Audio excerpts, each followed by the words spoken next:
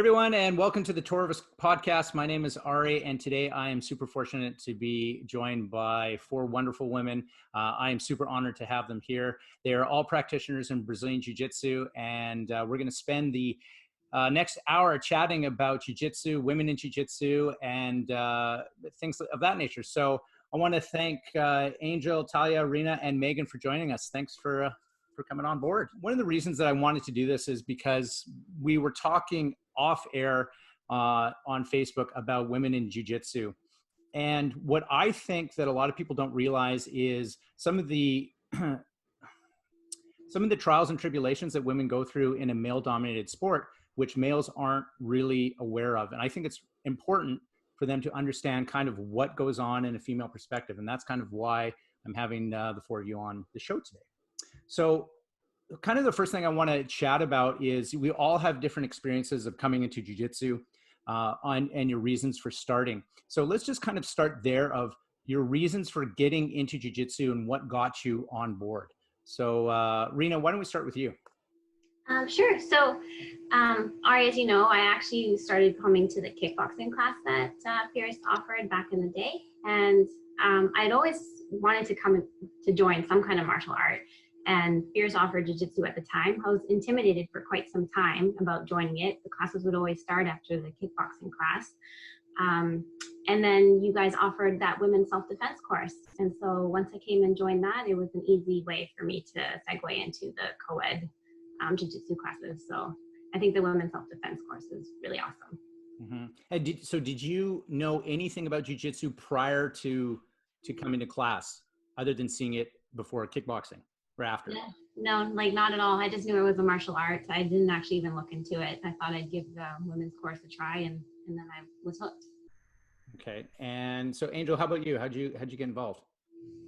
So me and my friend Anna, who started together, we had a mutual friend who trained jiu-jitsu at Fierce.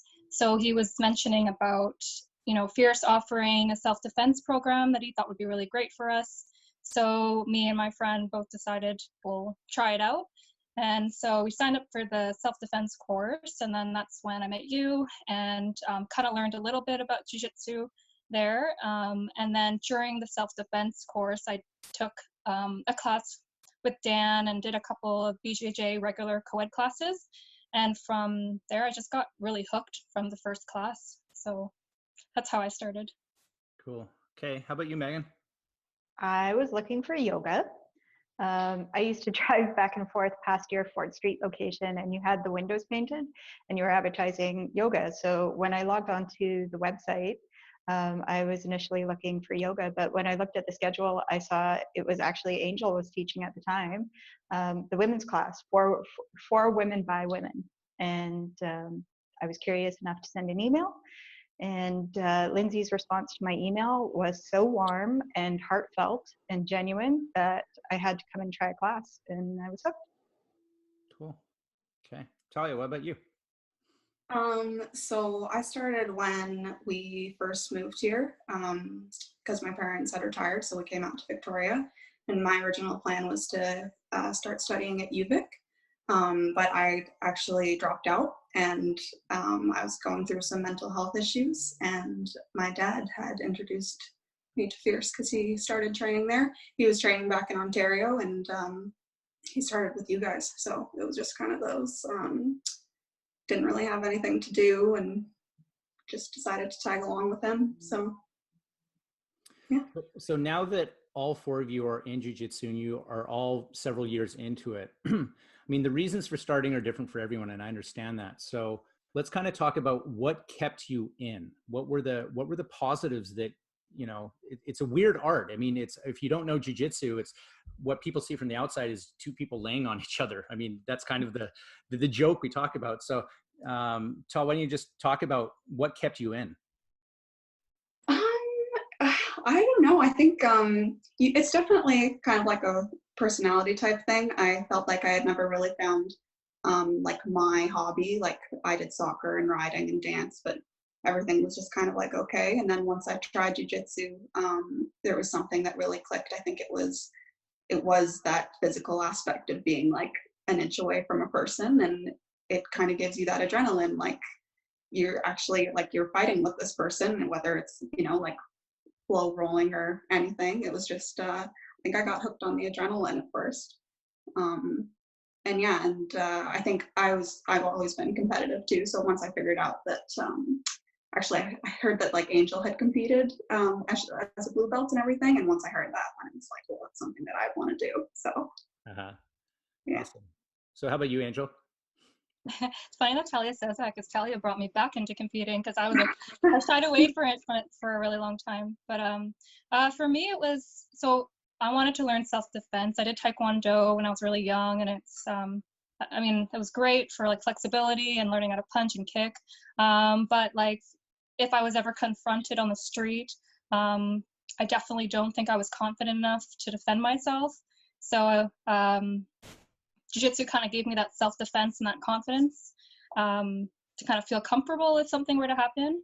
And then for me sticking around, I think it was the community for sure. Like, I think I developed really strong bonds with a lot of people, and it's a different kind of friendship that you develop with these people. So that was it for me.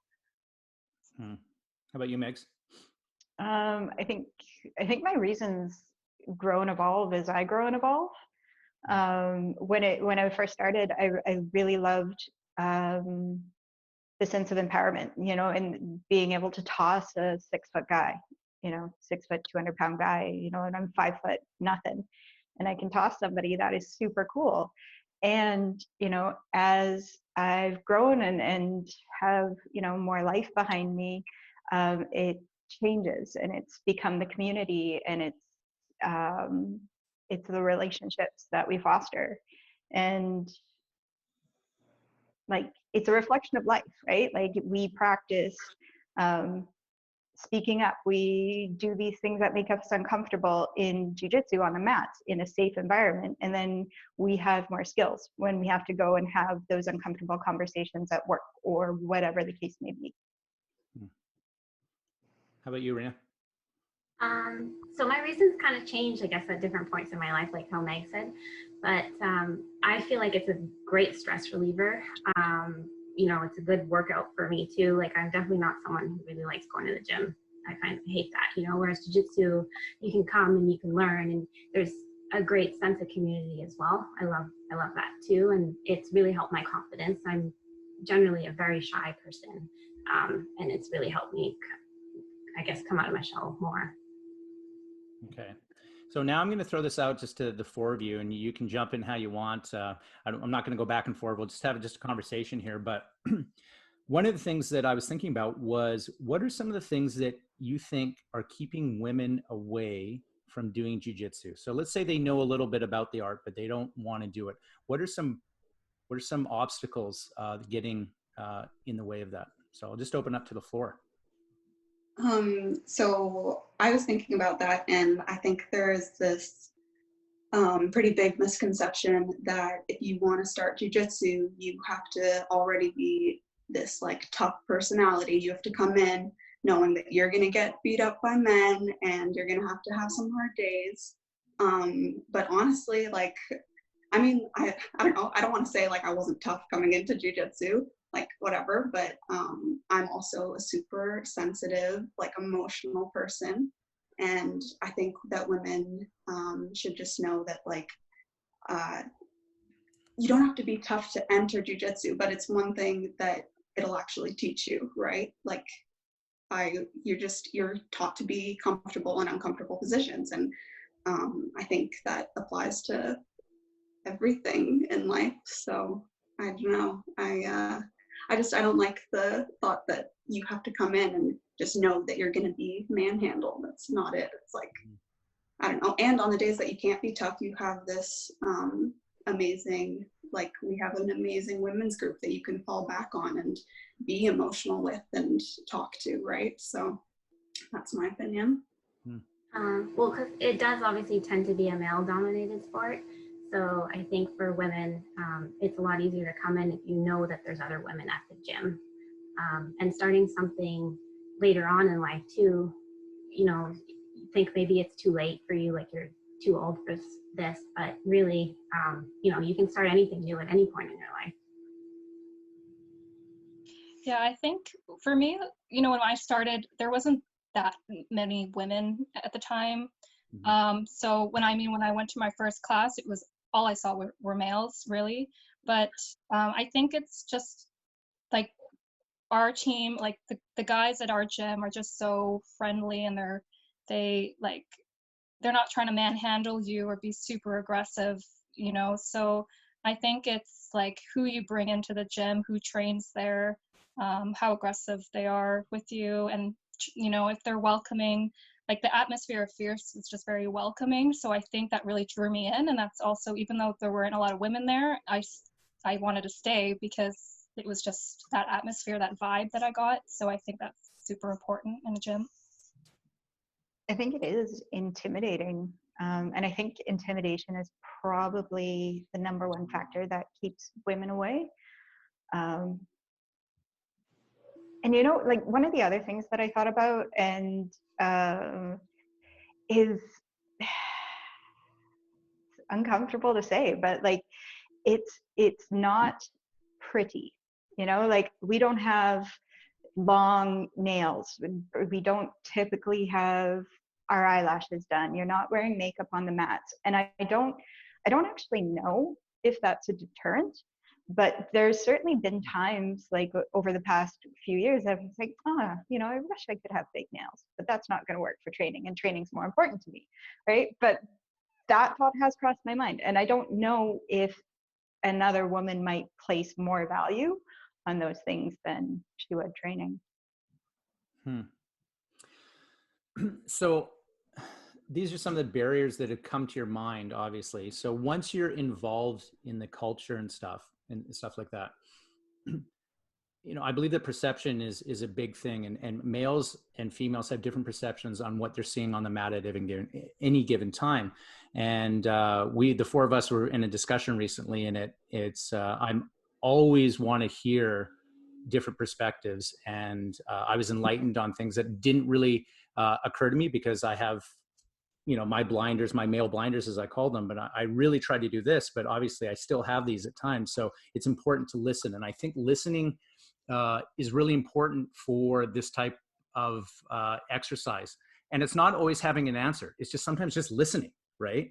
Because a lot of, and I think Talia actually mentioned this, it's like guys just are solution oriented. It's like, oh, you have a problem? Hey, let me fix it. And this is what happens. Sometimes it's just like, shut up and let me talk and let me go through what I'm going through. It's not actually about you, it's about me, right? And I kind of want to chat about that. I mean, this is not the ugly part of jiu-jitsu, but there are things that happen, and there are things that you have encountered on the mat. And it's not talking about maybe our gym specifically. It happens everywhere, I know. But what are some of the things that you find in jiu-jitsu that have bothered you, that you don't think that males are aware of, or even other females? So I'm kind of curious about that.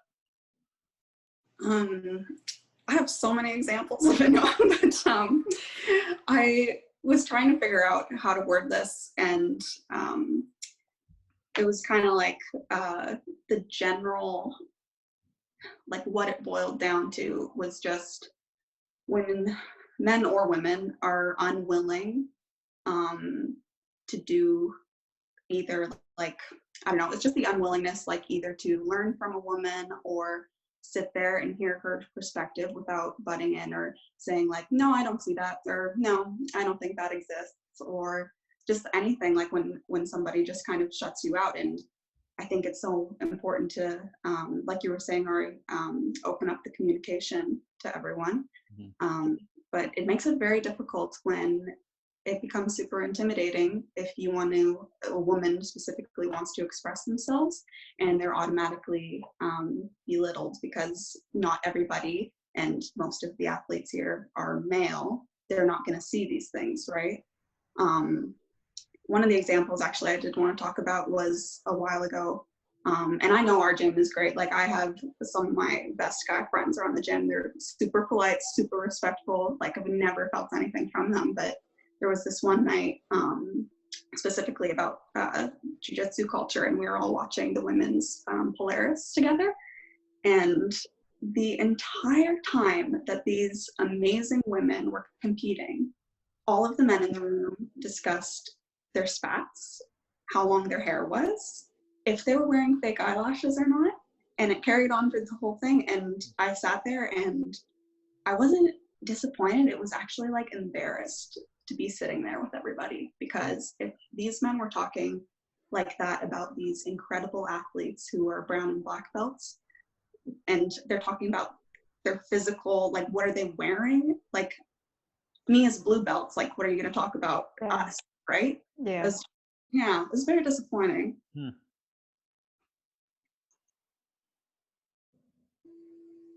What else? Who else has got some things that could follow up with kind of gym culture or perspective on the mats? One of the last times I was rolling, I got into high mount, and the person I was rolling with was trying to help coach me in dropping more pressure. And he was saying, just like put your chest down, just like, you know, put your sternum right on my face.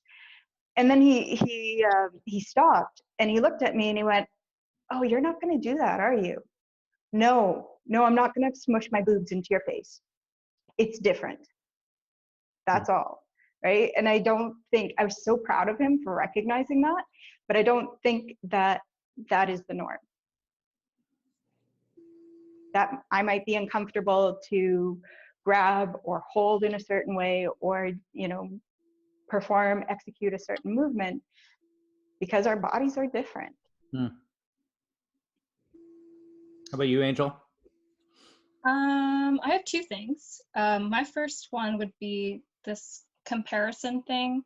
I noticed that I feel like women are compared a lot more with like their progress, their journey, what, you know, what they do, their accomplishments a lot more than men are. That's my personal thing. And I only say that because I've had it said to me like face to face, where, you know, someone at the gym, a guy would be like, you know, "Oh, if you roll more like this person, you could tap me out better, or you could, you should be more aggressive like this person, or why don't you do this like this person does?" And it's like kind of frustrating because like it's not about other people's progress. Like I'm focused on my own. So I think that has bothered me for quite a while. And when you put that pressure on that person to be like another person, doesn't make it as fun, and it definitely makes you want to, you know, quit, or, you know, because you don't want that constant pressure on you. So that's been a issue of mine. Another thing that has kind of bothered me too is couples in jiu-jitsu. So I find countless times that I'm like not my own person sometimes in jiu-jitsu. You know, I started jiu-jitsu without a partner. I met my partner in jiu-jitsu, which I'm really grateful for. But till this day, I feel like I'm constantly overshadowed. Like I'll teach my class, I'll demonstrate techniques that I've researched, that I've put a lot of thought into, that I've done. And a lot of the times, like my partner's name will be brought up because it's something, you know, oh, they've done it before, or, you know, I'm not being like taken seriously. So I think trying to be your own person in jiu-jitsu, even if you're in a relationship, is really tough. And it's definitely, it would just be nice to be recognized as your own person. Totally agree with that. How about you, Rena? So one of the things that bothers me on the mats actually is when a new white belt walks in the door and I end up getting partnered with them. I personally feel that as women shouldn't necessarily have to partner with the fresh new male white belt, because they come in, they see the color of your belt, and they immediately try to like smash you. You know, so that really bothers me, because I don't know if it's just because they don't realize, you know, like when you're trying to work on technique, for instance, and not use any brute strength, they'll use their brute strength on you, just to show you. Maybe in their mind they feel like that makes them look better at jiu-jitsu, but it doesn't come across good to me. And I think that one of the reasons we're having this discussion is we're talking about communication. And I think there's all these issues I mean, what we're talking about is not specific to our school. It's across the board everywhere, but a lot of people don't talk about it. And I am a huge advocate for communication, but we're even guilty of kind of not saying things or letting things kind of simmer underneath for months and months. We're all guilty of it. And sometimes expecting people to know, but I think that opening the doors to communication and stuff like this is really important. And, the couple thing, that's something I have thought about, but having two of you on the podcast right now, just talk about it, really, it is an issue. And it's not a commentary on your partners, which are both wonderful people, right? It's not an attack on them. And that's the kind of the male thing sometimes that people go, oh, well, it's not about them. I get it. So as you find that your experience is getting more on the mat, you have more to offer. Do you think it is taking longer as a woman to get that respect in jiu-jitsu on the mats? Oh yeah. If I can interrupt and say that me and my partner, although we weren't dating or didn't know each other at the time, we started at the same time. We both train religiously, right? We're both into competing. He's done a lot of competitions. I've done a lot of competitions. We've both had our successes. Yet somehow he automatically was asked to teach the competition class. And that was very hard for me to understand, because from my perspective, I didn't understand if we were at the same level and we had basically done everything the same. Why was I not considered at all for the part? But again, it's hard also to be in this side of everything. Like, maybe I'm not seeing something that an outsider sees, but there's definitely, I don't want to say it's competitive or anything, because it actually isn't with my partner, because of course, I'm always proud of what he does and everything. But it's everyone else. I always kind of wonder if they see me as his assistant, because I've had that before as well. So yeah, definitely difficult. I think I end up questioning a lot. Interesting. And Tal, you actually mentioned earlier, you're talking about the emotional side of jiu-jitsu. And we had talked about this before. And I think that many males end up looking at women in jiu-jitsu saying, oh, they're emotional or that type of thing. I happen to be an extremely emotional person, and I probably have cried on the mat more times than I can, I'm like that proud when stuff gets to me, and it's just like, and I'm not afraid to do it, because it's just, I love jiu-jitsu so much, right? And being emotional is not a weakness.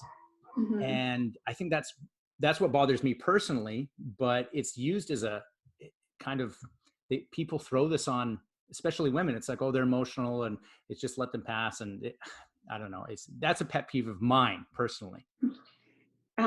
Yeah, so I think it was only when I got halfway through my blue belt, I stopped going to the bathroom to cry. I would just, people know that I cry on the mats now, and it has nothing to do with oh, I'm hurt or anything. It's because of how passionate I am about the sport. And it's I have high expectations of myself, and sometimes I put those expectations on others, unfortunately, but it's just emotion, it's just passion, right? So I eventually learned, after talking with all the other women too, that it isn't something to be ashamed of. Unfortunately, though, it is still sometimes considered in this negative way. So I feel like there's a divide as well. I feel like after so many years, male or female, there's so much forgiveness, right?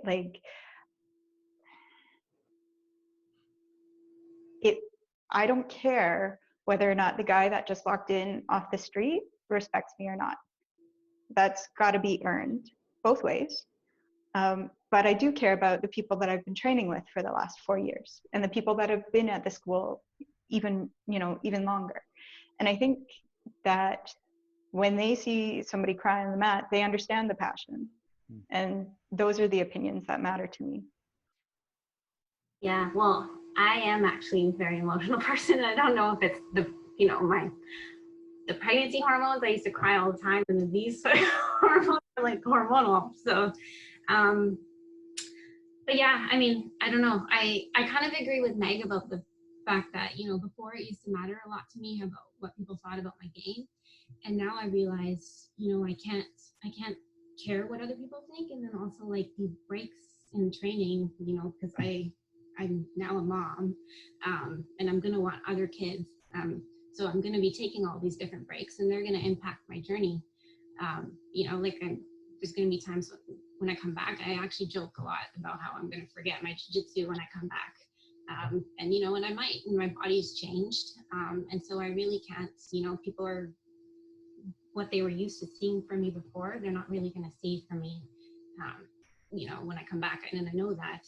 And so, I don't know, I'm kind of going off on a tangent, but basically, I think the most important thing is like, just be yourself. Like, you know, everyone's, you know, whether they're emotional or not, or your journey, wherever you are in your jiu-jitsu game, just, you know, be true to yourself. Don't let other people's opinions impact you.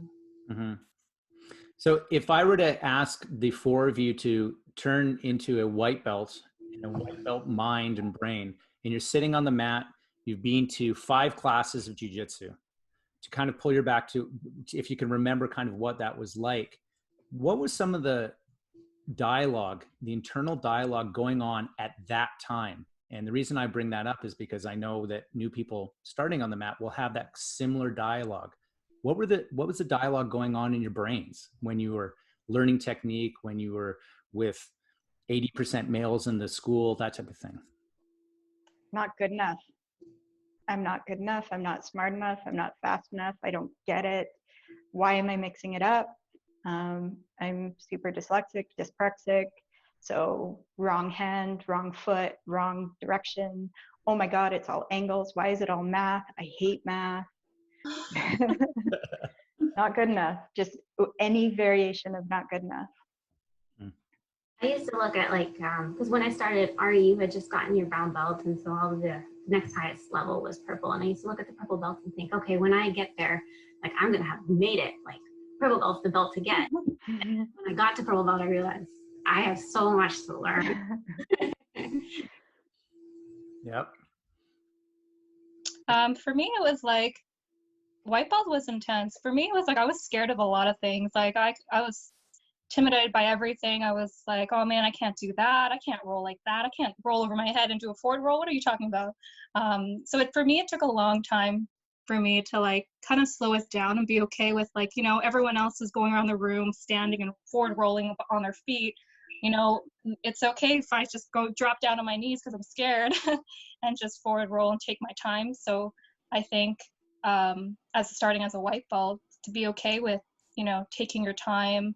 If you're uncomfortable with something, you know, let your instructors know. I mean, with the women's program, I find, you know, because the women's 4-week course, you know, I have a variety, like a range of different ages from 60 to, you know, 15, you know, and sometimes I'll get someone to come up to me and be kind of nervous to do something, and they want to take it a little bit slower, step by step. And so I try to make sure everybody's comfortable, and they're not forced to do something they don't want to do right away. So, I mean, that's how I felt as a white belt, was just taking my time and just kind of working through that anxiety. Tal? This is gonna sound weird, but I was so conceited as a white belt. Like I'm listening to you guys say how scared and stuff you were, but when I was a white belt, I would be like, oh, I know so much. Like, look at me go. I'm gonna compete. And then it was like I got to my first competition, and it was like, I don't know anything. And then I got my green belt, and it's like, I don't know anything. So it's almost like every time I get higher, like whether it's a stripe or a new belt rank or whatever, it's just like more, like it's so much more evident of how much I don't know and how much there is to learn. And it's like, but I see that too in male and female white belts that come in like, oh, like I'm so good at this. And it's like, I like to watch them develop, and it's very humbling. But I mean, it builds your confidence too. So. And I have joked in class, I said, I would love if everyone had recorded themselves at white belt and then looked years down the road at what that looks like, because it's really hard to see the forest from the trees sometimes. And Angel, you and I have talked about this, and I think this would be a great opportunity. You are a brown belt in Brazilian Jiu-Jitsu. That's a great accomplishment. Any of the belts are, but you and I talked about what the hardest belt has been for you. So can you talk about what it was like to be a white belt, a blue belt, a purple belt, and a brown belt, and which one you have found the most difficult? Well, white belt, you're a white belt, so it's like that pressure. I didn't have any pressure, you know. Blue belt for me was kind of like trying to figure out how to be more kind of aggressive, like what's my game plan, what can I go for, but it was still very like I don't really know what I'm doing. Purple belt, I was really excited about the progress. Like I had a lot of goals, so for me it was like, okay, get your stripe, get your next stripe, get your next stripe. But I feel like looking back, I feel like I rushed my progress as a purple belt where I could really grow. I loved purple belt, it was my favorite belt, but I find like I saw a brown belt and I just really wanted to go after it. But I feel like thinking back, I could have stayed there just a little bit longer and really developed my game. And maybe considered competing at brown belt now, as a purple belt at the time to kind of test the waters again. But, you know, I mean, I'm proud. I love having a brown belt, but I definitely feel a lot more pressure as a brown belt because I'm so close to black. I should know, you know, I should know a lot of things. I should be able to answer questions that students ask me when I teach class. I should have all the answers. And I think that's that misconception too, as a black belt is, you know, they don't have all the answers either. They're still figuring things out. And, you know, Jiu-Jitsu is constantly changing with new techniques and, you know, so brown belt was difficult for me, and it still is, because when I did start competing as a brown belt, you know, going against these other competitors that have competed for so long, that have developed their game plan, it kind of opened my eyes to like how far I have to go to catch up. But then at the same time, it's really inspiring for me to see all these women at such a high rank level kick ass. So, you know, it's been tough, and I feel the pressure all the time, even as, you know, like an instructor, trying to be, you know, my own person, and then being taken seriously as a brown belt too. I have a lot of self-doubt, but a lot of that's just mental, so it's something to just kind of I have to work through. But you know, I'm enjoying the process, and it's getting better, and I'm not so much afraid to get out there as much now and test my skills. And so yeah, I don't know. I mean, Chris Howder has this very popular quote, which many of you have heard, basically saying it's not who's best, it's who's left. And that's this whole marathon, not a sprint type of thing. And jiu-jitsu really is a grind. And we all have had our obstacles.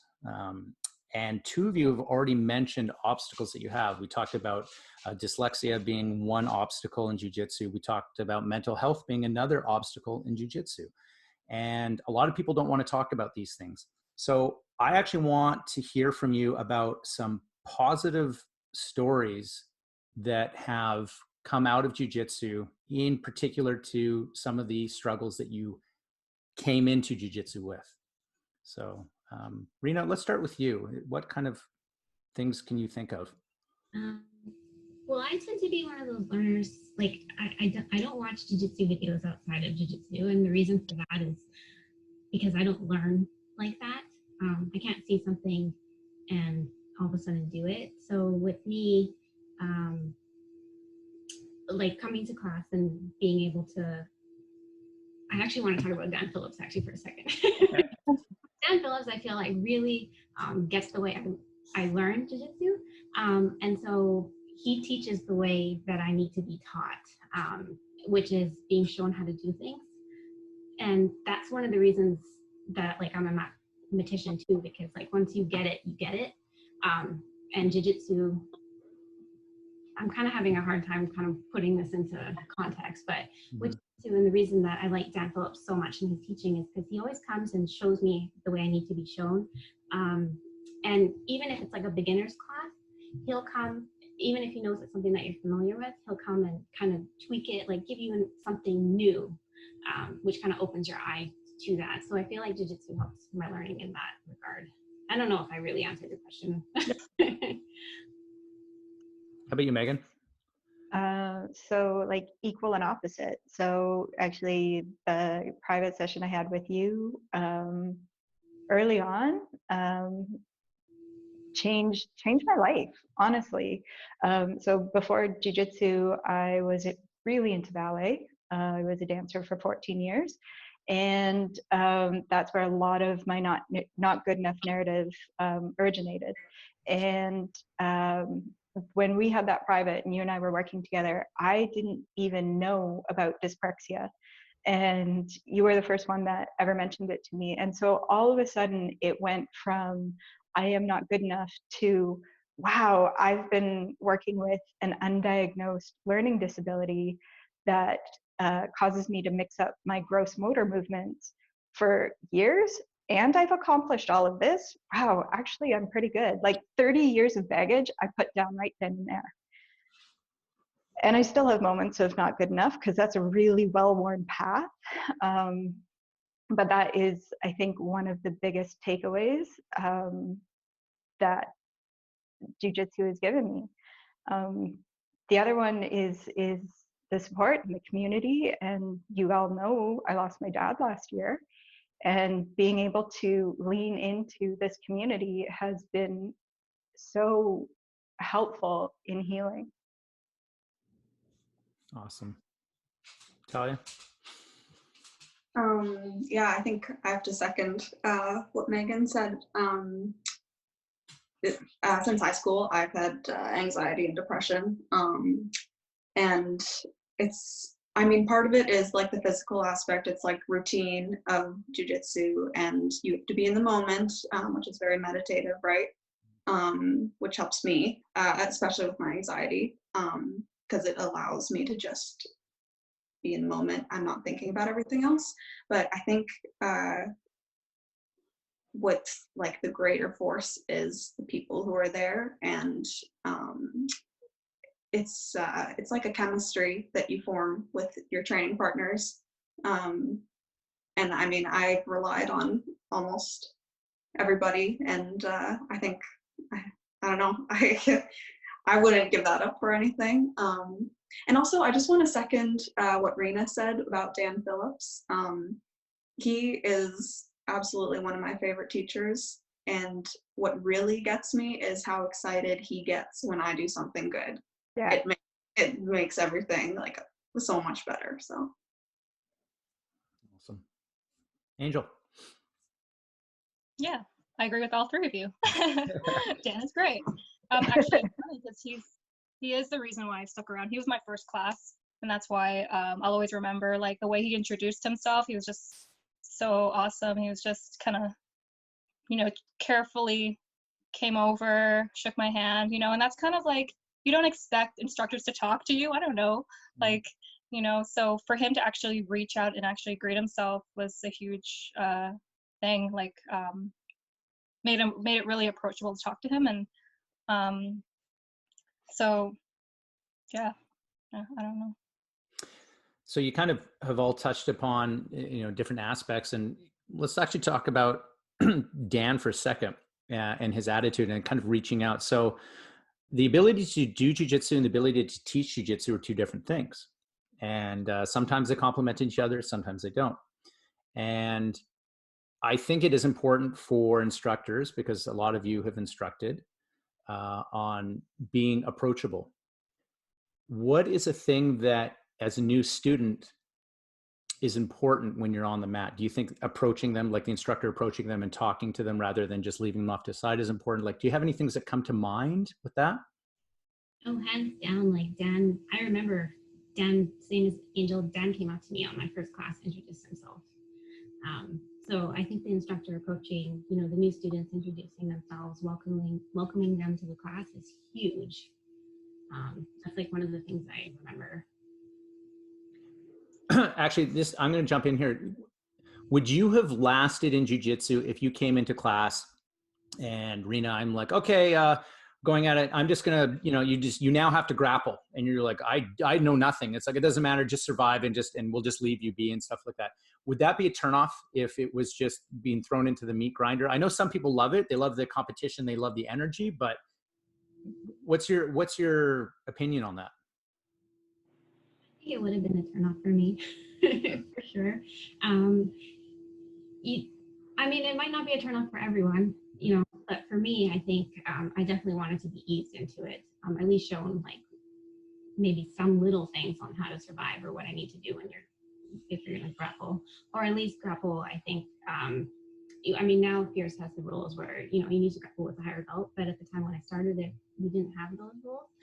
Mm-hmm. So I think that's great that, you know, at least grapple with a higher belt, so that they can at least show you things while you're grappling. As a woman, do you think it's important to roll with another woman when you're a beginner? I think so, yes. I mean, some women it might not be a big deal, but for those who it is a big deal, then for sure they should be given the opportunity or the option to roll with another woman. Interesting. Anyone agree or disagree to that? I'm indifferent to, like, when I started, at first I thought, you know, oh, I only want to be with my friend who's a female for my first class. But then, of course, we were paired up with 2 higher ranking belts at the time. And I was immediately like kind of reserved and like didn't want to go with them. But then because they were just so respectful, I was okay with going with a male partner. And actually that was again another reason why I stayed, because I was able to do the UPA on this guy. Obviously at the time I thought I was like doing a great job, but he probably was letting me get all these techniques, but I was doing UPA. We got to grapple actually a little bit at the end for 10 minutes. I think we did like just really 10 minutes of just rolling, but the grappling at that point was more like they were just holding me down in side control, or you know, and I was trying to get out. But it was very empowering for me to like be able to do these techniques for the first time on a male student. But it was just because they were so respectful and super like I don't know, I just felt comfortable with them right away. So I think partnering up with a higher belt that's a male student that's kind of your size, because they were also kind of my size at the time, is okay. I think like it was okay for me. Yeah, I actually started in the co-ed program because that's the one that my dad was in. I mean, I'm sure Angel and a couple of other of the women were there too, but I think it was just from the relationship that my dad had with other people, I would partner with men, and it worked out fine for me, I think. But I mean, once our women's program did start to grow, then it was like, it's very different rolling with women. It's actually more challenging because they're very similar to me and how I move and everything. And actually, I think a few of us talked about this the other day, just for rolling with men and like versus rolling with women, and the idea that a lot of men think that, oh, if you can roll with me, you'll have such an easy time in competition, because if you can roll with such a big man, it's going to be like, so it's going to be a piece of cake. Mm-hmm. And I can guarantee you that the women in my competition bracket are way more tough of a roll than a big guy. And that's hard for them to understand, which I realize, but and I've said this to Angel, I think, because it was just one of those days where I was tired of being ragdolled, and I said, what the guys don't realize is that, okay, maybe you have 30 pounds on me, that's okay. Like, any guy can say, well, I roll with people who are 30 pounds heavier than me. But now I think you have to think that they also have 7 times the amount of testosterone that you do, right? And that is like make or break. Like, that's a very big difference in terms of muscle. And And I know that like since I was a little kid, it's always like, oh, girls are just as strong as boys and we can do anything they can and stuff. But it gets to the point where it's like you have to realize who you're rolling with, and you're not doing us a favor by just being big, strong men. It doesn't make anything else easier for us. In fact, it makes it harder. I like my technical roles. Mm-hmm. Meagan, do you have anything to add with that? I think I love partnering with all of you ladies, number one. So I hope I don't offend you with what I'm about to say, but I think in our school, we've gotten very comfortable where the ladies partner with the ladies. We aren't in amongst ourselves mixing it up a lot between the genders, I find. And now, I mean, everyone is different and everyone has a different comfort zone. And I think that's what we're talking about. There's no right answer here for sure. Mm-hmm. And I would also agree with Talia about how seeing two women roll in competition, how it is tougher because you have to be on point, because the strength thing, usually the strength gap is like this now. So the technical aspect, it's amazing to watch, and I I understand it for sure. So I'm going to open the floor now, not to specific question, but just to things that are going through your mind that you want to talk about women in jiu-jitsu. Totally up to you. If you something that you want to subject you want to broach, let's chat about it. Does anyone have anything? Because I can certainly prompt you. Well, this isn't like about training right now per se, but I've actually been giving it some thought about how I'm supposed to come back to training. Actually, now that I've got my little guy, and the logistics of it with with Jason, technically my husband, technically working until like 6 or 7 p.m. and that's when jiu-jitsu classes start, and how am I supposed to like how will I trade off rather to come back to class? So that's kind of the thing that I think about now when I think about jiu-jitsu. I just want to say like how inspiring you are, because it's on my mind, and oh, here we go. It's on my mind, and how am I going to do this, and can I have a baby and come back to jiu-jitsu? So you are an inspiration. Thanks, Meagan. Awesome. You're gonna make me cry. And you know what, Rena, Mike Bramwell said something in the comments, very similar. Well, not similar. I mean, he hasn't had a baby, but he's in the Navy and he's on ship for months at a time. And when he comes back, like if he had not gone on his Navy journeys, he would be probably a very high purple belt by now. But he's just at that 4-stripe blue belt. He's going for his purple. And he's had these long periods of not doing it, but he comes back to it. And I think that you're one of those people that will come back to it. And you don't have to do 5 days a week, right? It's not practical, and our lives change. My life changed when I became a cop, right? And my jiu-jitsu went from 6 days a week to like, okay, I'm going to do 2 days a week. And I mean, it's changed, but you do a little, a lot, right? And that's what my buddy Chad Lyman says. And we know you'll be back. We know that there'll be another member eventually in a gi coming to the studio. So I think it's one of those things, and you are an inspiration because you're part of the community, and it's just because you're not doing jiu-jitsu doesn't mean that you're not part of jiu-jitsu. You know what I mean? The art itself is a secondary part to what we're doing. It's the relationships that we've made, the fun that we have, the laughter, how we can help each other. It's like, that's what jiu-jitsu is to me. And I think this is why it's so important.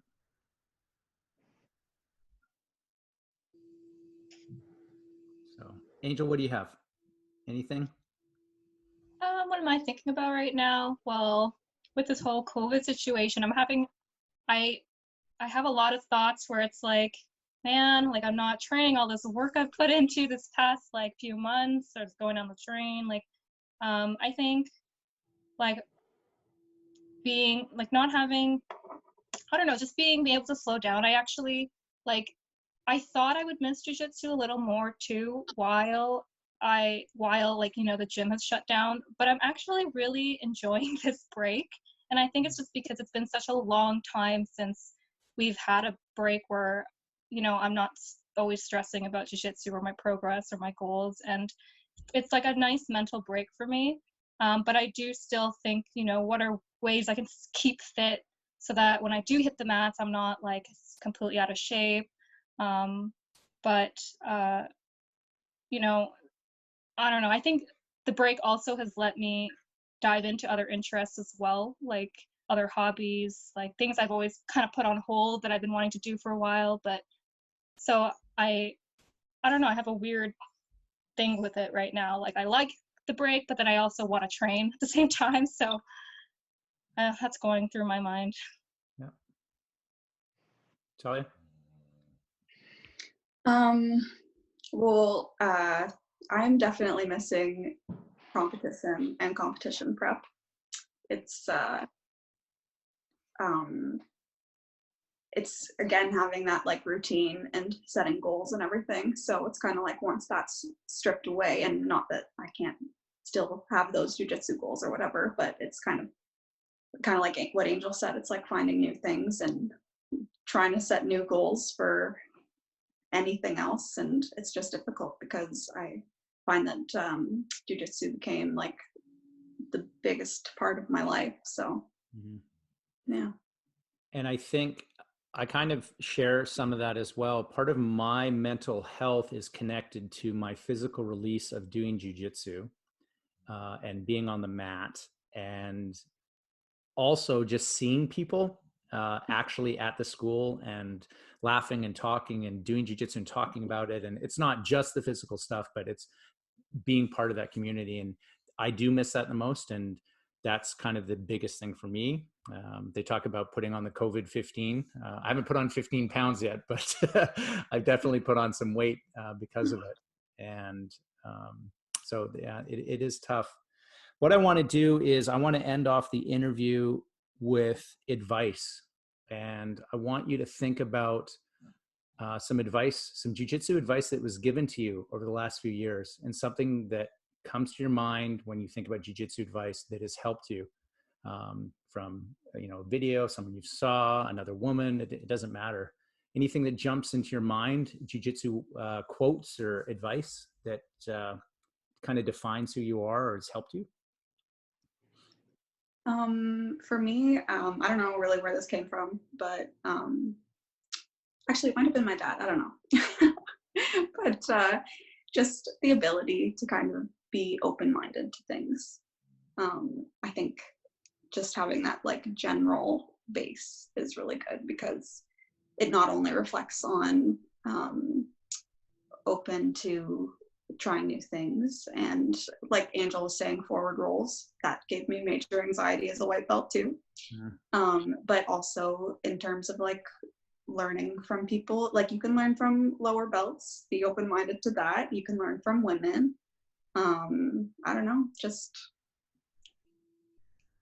yeah, I don't know, be more willing to be flexible. Yep. It's funny you two of you mentioned the forward rolls thing. So about 13 or 14 years ago, I had a woman in my jiu-jitsu class, and she was probably, I think she was one of two women, and this was a long time ago, and she had problems with doing forward rolls, and she absolutely couldn't do them. And it was the bane of her existence. And every time she did it, it kind of looked like a square rolling. And she knew, and she would hurt her shoulders, and she said, my shoulders hurt, I can't do it. And she ended up coming up to me one day after class, after a weekend, and she goes, Ari, I figured out how to do a forward roll. And she did a forward roll, and she did it. And I'm like, what the hell happened? Like, we tried everything we possibly do. What did you do to figure out the forward rolls? And she goes, I literally took all the cushions off my sofa and put them in my living room. And I did for like hours, I would roll on these softer mats off my living room. And that's how she learned how to do it. And when she came back, she actually got it. She needed that kind of cushy safety net, and she got her technique right, because our mats are pretty hard. I wish they were softer, to be honest. And so that's what helped her. But forward rolls is a big one for people. And so she just was saying, you know, it was just taking time in her own space and not feeling the pressure, because sometimes in class, it's like, do forward rolls and there's someone behind you, and then you got to do a forward roll. And then it's like, hurry up, and you're running. And, you know, so that can be tough. So for me, I think coming back to the quote thing is patience and taking your time. Don't feel rushed. If you are feeling rushed, go off to the side. We're all really understanding, you know, it doesn't matter who's teaching class, you know, all four of you ladies who are joining me, you know, it's, if something's happening, just go off to the side of the mat with someone and help them out. Right. So I think it's just being patient.